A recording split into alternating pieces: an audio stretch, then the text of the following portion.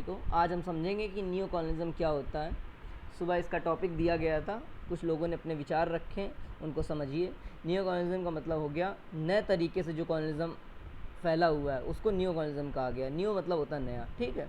Colonialism का मतलब होता है औपनिवेश, तो जिसमें एक देश के ऊपर, उसके रिसोर्सेज के ऊपर, उसके एडमिनिस्ट्रेशन के ऊपर सब पूरा जो है आधिपत्य हो जाता है किसी दूसरे देश का। लेकिन वर्तमान समय में मॉडर्न टाइम जैसे देश आज़ाद हो गए, कई सारे जो देश आज़ाद हो गए हैं, तो तरीका बदल गया है। कैसे बदला है कि जो वेस्टर्नाइजेशन है ना, वो अब हमारे जो जीवन शैली का हिस्सा बन गया। जैसे कि मैकडोनल्ड्स का जो मतलब वो लोग खाने की चीज़ें बनाते हैं, तो वो इस तरीके से बनाया गया है कि अगर आप उनको नहीं ग्रहण करते हैं या प्राप्त नहीं कर पाते तो आप अपने आप को डिप्राइव महसूस करेंगे।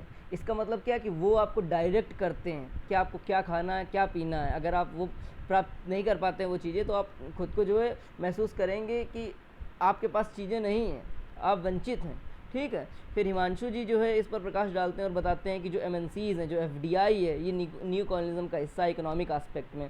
फिर जो डिप्लोमेटिक प्रेशर है, जैसे कि पाकिस्तान पे जो प्रेशर बनाया गया कि रशिया विज़िट आपने क्यों करी, है ना। फिर उसी प्रकार कल्चरल एंगल में art, music, social life. Art music में कैसे, जैसे हिप हॉप वगैरह, ठीक है, पॉप म्यूज़िक हो गया। तो ये सब, जैसे हमारा शास्त्रीय संगीत है, वो कभी, अब देखिए, पॉपुलर बहुत है, इसको सम्मान भी मिलता है, लेकिन देश दुनिया में इसको क्रेज़ के तौर पे अभी तक नहीं लिया जाता उसको। लेकिन आप देखेंगे कि हिप हॉप वगैरह को जो है क्रेज़ के तौर पे लिया जाता है। ये जो एस्पेक्ट है, ये है न्यू कॉलोनिज्म के एस्पेक्ट। फिर कविता जी इस पर प्रकाश डालती हैं और बताती हैं कि जो ब्रेन ड्रेन की प्रक्रिया है, कि हमारे यहाँ के जो टैलेंटेड लोग हैं वो विदेश चले जाते हैं, उनकी इकोनॉमी में कंट्रीब्यूट करते हैं। कभी एनालिसिस आई थी कि हमारे यहाँ के देश के जो लोग हैं अमेरिका में इतना कंट्रीब्यूट करते हैं जितना उनके 15 स्टेट है ना, उनकी जीडीपी नहीं कंट्रीब्यूट करती, उतना वो हमारे देश के लोग उनकी इकोनॉमी में कंट्रीब्यूट करते हैं, ठीक है। फिर और उसका एस्पेक्ट क्या है, अभी 12वीं डब्ल्यूटीओ की मिनिस्टेरियल कॉन्फ्रेंस थी, उस कॉन्फ्रेंस में जो एजेंडाज सेट किए जाते हैं।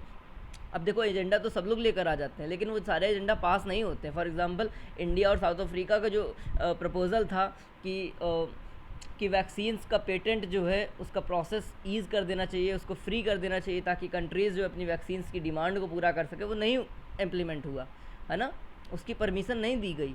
और जो ईयू एजेंडा लेकर आया था, वो एजेंडा जो है सक्सेसफुल हो गए। तो ये जो है पॉलिसी मेकिंग में, कल्चर के स्फेयर में, है ना, सोशल लाइफ में, इकोनॉमिक स्फेयर में, ये जो डोमिनेंस है ना, वेस्टर्न एटीट्यूड जो है, जो अभी तक देशों में के ऊपर हावी हो रहा है, ये जो हिस्सा है, इसे नियो कॉलोनिज्म कहा जाता है ना। कि नए तरीके का कॉलोनिज्म, नए तरीके का जो है परतंत्र है ये, कि लोग जो है गिरफ्त में है वेस्टर्न कंट्रीज़ के, उनके आइडियाज़ की गिरफ्त में है।